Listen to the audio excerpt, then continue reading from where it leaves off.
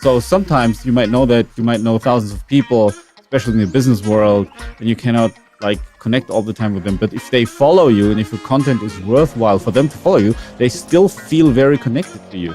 And if you happen to, let's say 3 years later, shoot them a message and say, hey, would you like to have dinner with me or be on my podcast or whatever you're asking, they still feel that connection as you talked to them yesterday. Clubhouse is a very hot topic right now. Yeah. And I'm curious about what your impressions of Clubhouse are, because, you have platforms like Snapchat or Periscope is my favorite example. Looking at the current world situation with pandemics and lockdowns and stuff, I think it's very important for people to have that. And it's very, very convenient as opposed to doing, for example, video calls. Like I have to look okay-ish, in front of a video, etc. Whereas with Clubhouse, I can still have a good conversation or deliver good content and just be in my pajamas laying on the couch.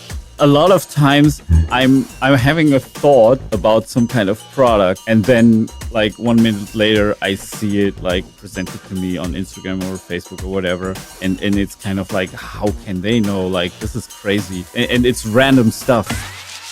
As a serial entrepreneur, I'm always trying to evolve. Having great conversations with other high performers is one of the best ways to grow, not only in business but also in spirit, health, and relationships. This is Svencast. Listen, grow, repeat. How do you, like in the context of branding, how do you think about podcast formats in general? Is it a good idea for an entrepreneur to create a podcast? Obviously, you have your own yourself. And why do you think is it a good idea? Well, I think it's one of the things about podcasting as opposed to video is it's all about how people prefer to consume their content. Some people prefer to read, so they, go on Twitter. They like to read the LinkedIn, Facebook feed. There are people who like to watch videos, who put that on the screen in the background and do their work, and they like that visual aspect. There are people who like podcasts because they can consume it while they're driving or while they're walking their dog or they're on the treadmill. And so to a certain extent, some of it is about your audience and how they would prefer to consume content. In my case, it's kind of interesting. I'll just tell a very quick story in the fact that I, first of all, started a newsletter and produced that for about 6 months before starting my YouTube channel, which I've now run for almost 5 years. And when I started to, after about 2 or 3 years, I did a survey of my email list from my newsletter and about how they consumed content, and I looked at the demographics, and I realized that my YouTube audience was about 80% under 35, and then readers of my newsletter were about 80% over 35, and so there was a very, very clear split between how people were consuming the content that I was putting out. And when I did a survey and asked that question of how they loved to consume content of my newsletter folks, they all preferred podcasts. So I realized that I was losing my 35-year-old plus audience. They were reading my newsletter, but they weren't consuming my YouTube content. They were getting no other content from me. So that's one of the reasons why I decided to develop a podcast, because I knew that in order to reach and get my message across to those 35-plus-year-old people who were more mature in their branding and creative careers, I was going to have to produce some audio content through a podcast. So that was a very conscious and deliberate decision on my part with my brand, because I got some consumer insight, some true data around how my audience liked to consume my content. And I followed and I was directed by that preference. And so when you're starting off, to a certain extent, you pick a platform or two and you produce content, you look at the analytics, you get feedback from the people who are consuming it, and you pay very close attention to the traction that you're getting and try to gather that real quantitative data as much as you possibly can and have that help inform your decisions of where you show up. That's interesting. So why do you think do people over 35 prefer podcasts? Maybe they're just out busy doing more stuff. I think there's also a little bit of a cultural thing that, younger people have a tendency to want to be entertained. They look at more, they game more, so they're more gamers. They watch videos and video entertainment more. They're a little more prone to, I think the cat video set and the wacky entertainment sort of that you find on YouTube, that random, jokey kind of wacky content that is available on YouTube. Also probably, music videos, things of that nature. And so I think that they are attracted to video more, and they consume video more. And then people, when they get older and their lives get more complicated, and they are working very hard and they have less free time where they can really concentrate on consuming something that's or listening to something that's more entertainment level or educational level. They have to fit it in where they can. So they're fitting it in when they're driving, or they're fitting it in when they're on exercising or walking their dog. I think it has to do with lifestyle to an extent. Yeah, that's absolutely my situation. But I'm kind of guilty of both. I really sometimes in between, I really like to watch cat videos. Oh, I do too. You do? I totally do too. Yeah. They're so amazing. They're so entertaining. I don't know why. It's just I'm like a big fan of the dodo, and really? Yeah, and Imgur too. I do. That's my guilty pleasure, is like cruising Imgur and looking at funny dog and cat videos. Yeah, because they're doing they're acting so interesting, and they're acting like as if there was just like the same soul in every cat. Like they would act pretty similarly. And so They throw off stuff and think it's cool, and they don't care. Yeah, they knock it off the table. yeah, they knock it out. This is really cool. So your method about like deciding about the channels is like you gather some data, and then okay, how can you reach your audience?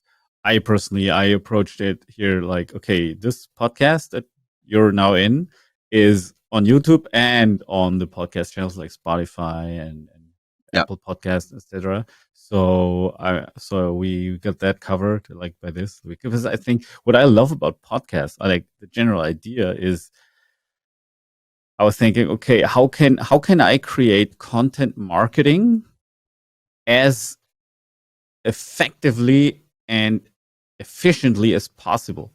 Like, what can I do to kind of do the Gary Vee thing and document what I'm doing and doing it anyways, and be able to create a hell of a lot of content out of it?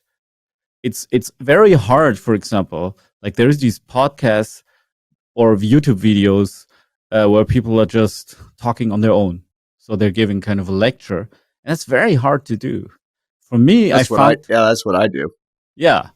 And I really respect you for that, because I found that quite hard. I think I could do it, but I'm kind of doing everything in between. So just like your typical 35-year-old plus person, which I'm also one of them. And so I figured, okay, this is like, I can create a lot of content snippets out of very good conversations. And I can distribute them on all channels. Like it could be even like cool insights, like short TikTok videos. I could post them on Instagram and IGTV. I could post them on YouTube, etc., etc. I can even use them for ads.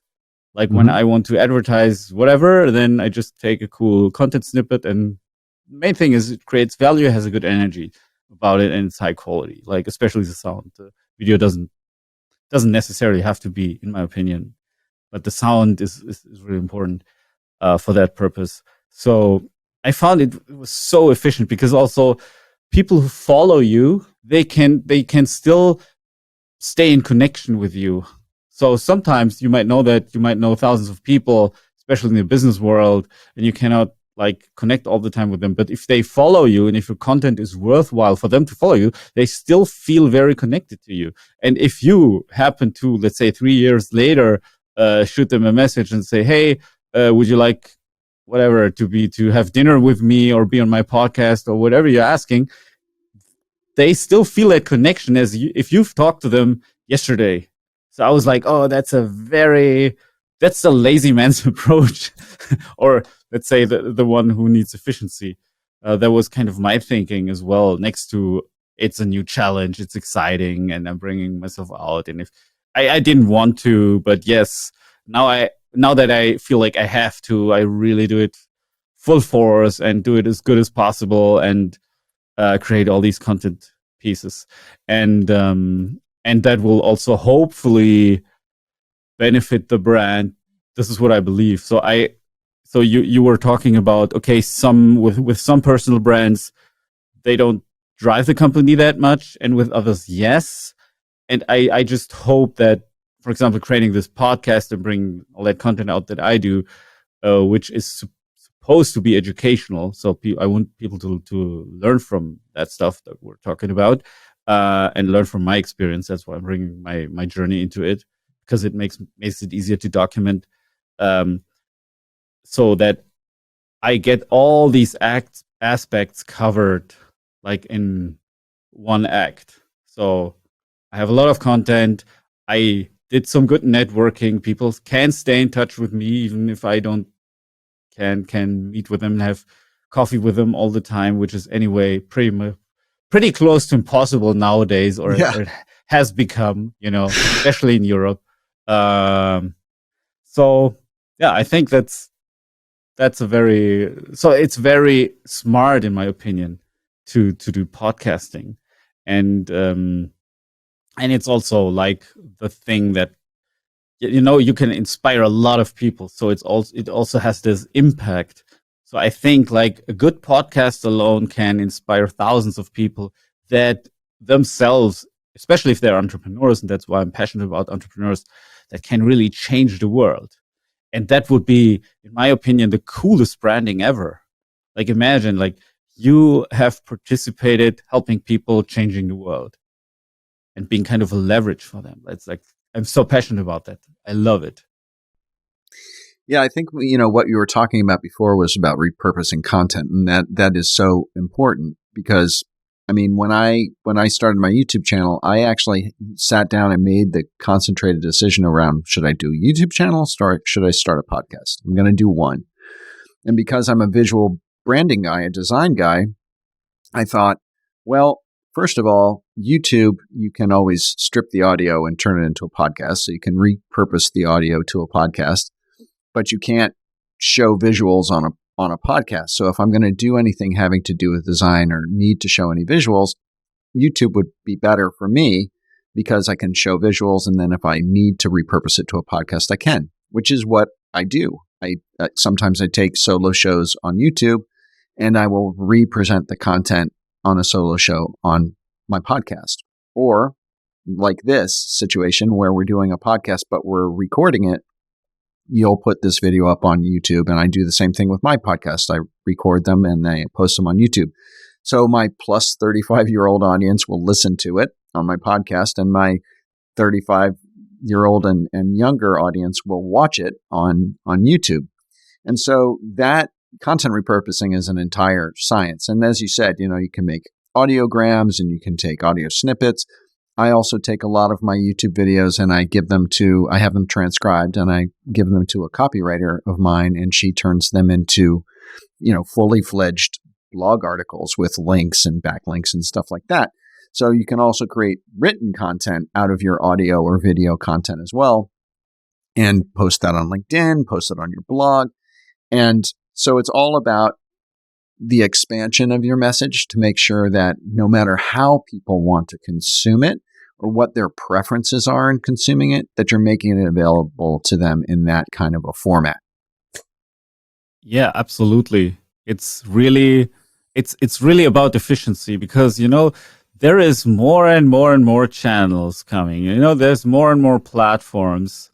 And you have to kind of figure out a way to distribute to get your message across specifically for those for the platforms, because they also have different rules. Some are just like, with some you can post videos, with others you can just post pictures, and some might be just text, or Clubhouse is the the newest thing, which is Yeah. very hot and interesting, especially for us who do podcasts and who like to engage with our audience verbally. Sven? What do you think about Clubhouse? Is a very hot topic right now, and Yeah. I'm just kind of interested. I've done a number of Clubhouse things and listened to a bunch, and been on stage and hosted groups and stuff like that. But what I'm curious about what your impressions of Clubhouse are, because you have platforms like Snapchat or Periscope is my favorite example, where it blew up. Everyone thought it was like the best thing since sliced bread, and it was hot for like 6 months, and then it went poof. And so, what are your thoughts about Clubhouse? I mean, it's a glorified conference call, essentially. Yes, it is. I think it depends on what kind of, let's say, quote, influencer you are. So some people are more like, for example, if we look at influencers like Jake Paul, you might know him. Yeah. Who is more like an action figure, a real life action figure who does all kinds of crazy stuff. And so he needs the visual. So for him, it probably doesn't make that much sense.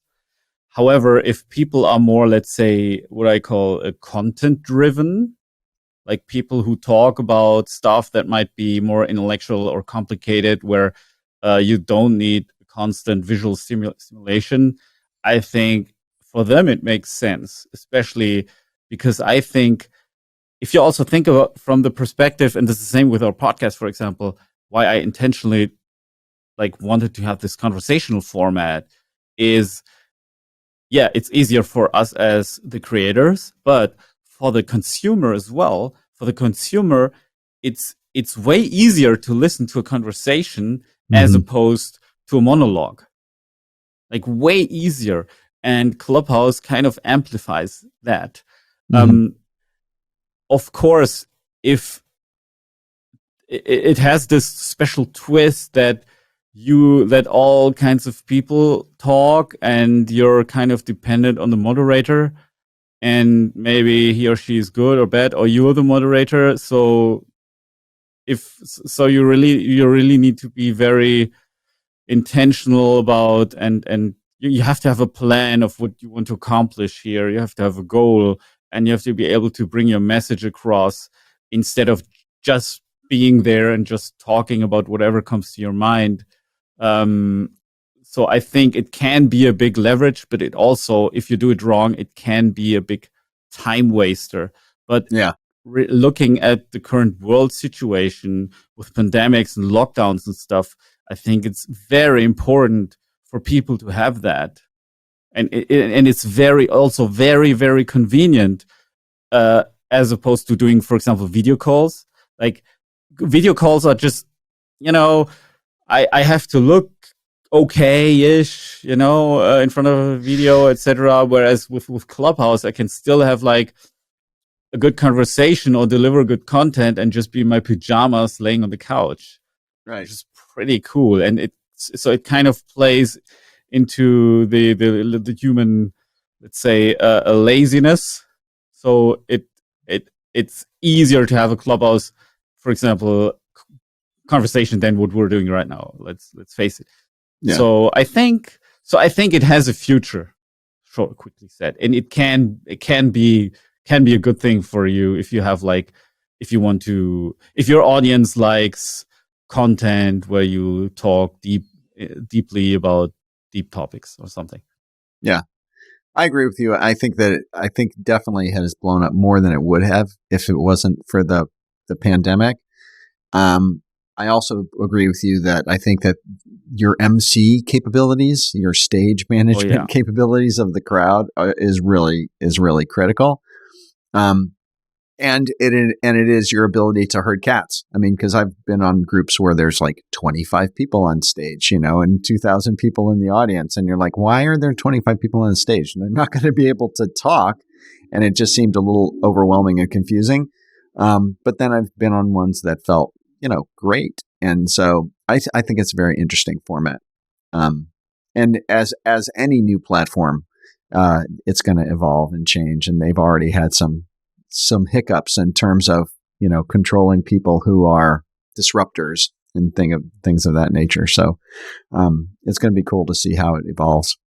Yeah, absolutely. I mean, this is I'm guilty of not having done hell of a lot on Clubhouse. I just done one or two Clubhouse events. But I think it's for us, it's very interesting because we want to deliver educational content, and so it's good to engage with the audience. We can sit in our ivory tower talking about all kinds of stuff, but people uh, who are able to ask, let's say, from their perspective, of course, real life questions. I think that's very valuable if you can address those and kind of, for example, coach them live and everyone else could watch it. This is, for example, how NLP works and how you might know Tony Robbins, the speaker, this motivational speaker. I mean, you can like him or not, but he's very successful. And the way he delivers content is, for example, he's on stage and he's like picking 10 or 20 people and he talks to them and kind of tries to help them with their mental issues, whatever that might be. And then everyone gets to listen to their conversation. And that's it. This is basically kind of like his, yeah, it's big parts of his seminar. It's very easy for him because it's all spontaneous and not planned, and he knows his shit. And everyone else can listen and relate because you see and hear and feel the emotion of that person who's asking questions or who's describing his or her problem. So I think that the same effect is the fact with Clubhouse. But I also have like new platforms that I don't like so much. For example, I cannot really relate to TikTok. For me, it's like short videos. Like, what can I do with it? I still haven't figured it out.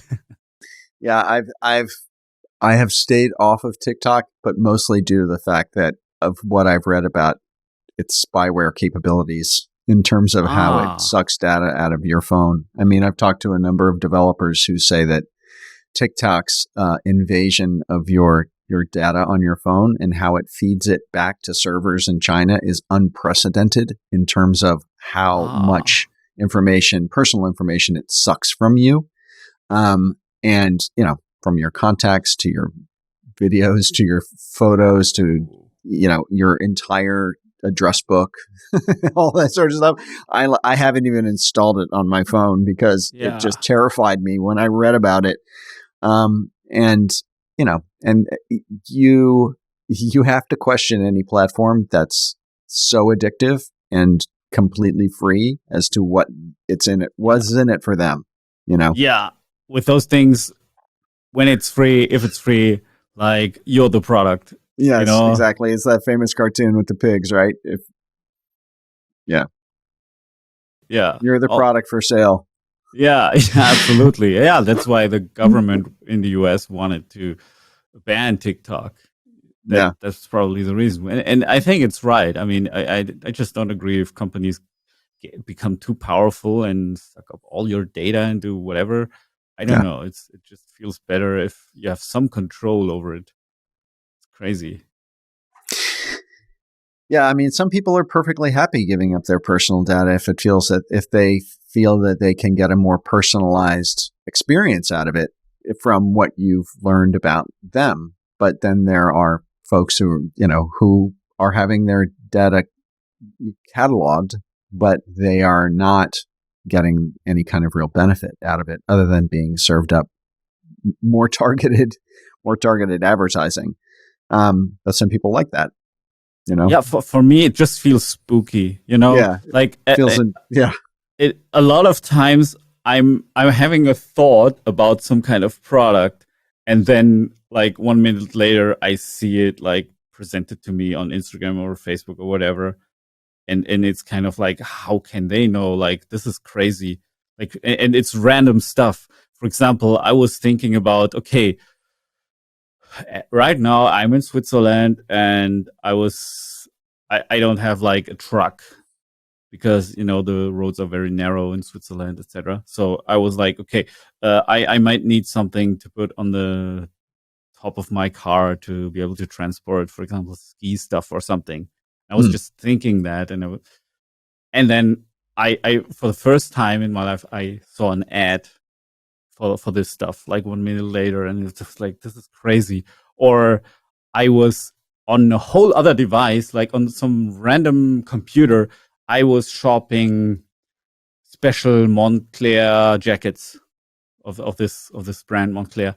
Mhm. And then like 5 minutes later, it was shown to me on my phone. And I was like, yeah. That happens is- all the time. this is spooky, because those are different devices actually. So Yeah. how could they know? Like, Yeah. so that was like, that's very spooky for me. Yeah, that's a rabbit hole. We don't want to go down there. Yes, of course. I mean, that's a whole that's like the Edward Snowden podcast with Joe Rogan. Yes, I was just going to say that. I actually just rewatched that.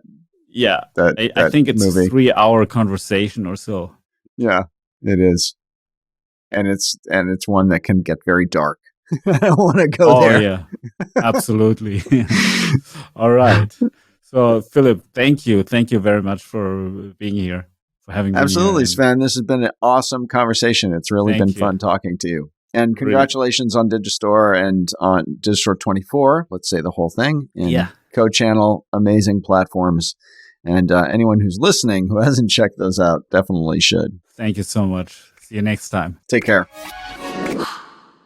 If you liked this episode, please make sure to check out Philip's YouTube channel and his website. You'll find the links in the description below, and make sure to tune in to Svencast next time.